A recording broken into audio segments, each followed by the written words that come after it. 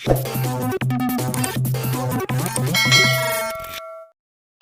anyari nga ba kanina sa Eat Bulaga?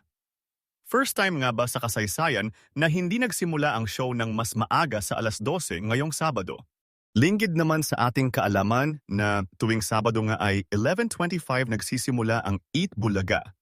Kaya naman nagtaka at napatanong ang marami sa mga taga-subaybay ng show kanina kung bakit hindi pa daw nagsisimula ang Eat Bulaga gayong pasado 11:30 na. First time nga ba itong nangyari sa kasaysayan ng show? Pero ang totoo nga po ay, kagaya ng nakasanayan, 11:25 pa rin po nagsimula ang show sa TV at maging sa kanilang YouTube channel. Hindi lang po sumabay ang kanilang Facebook page sa pagla-livestream ng 11:25 dahil sa TikTok po nila ito ginawa at alas 12 na sila nagsimulang mag-livestream sa Facebook dahilan para magtaka at mapatanong ang mga nakasubaybay ng show sa FB. Gayunpaman, kahit hindi man nila napanood ang opening ng show ay pwedeng-pwede naman nila ito i-replay sa YouTube channel ng Eat Bulaga.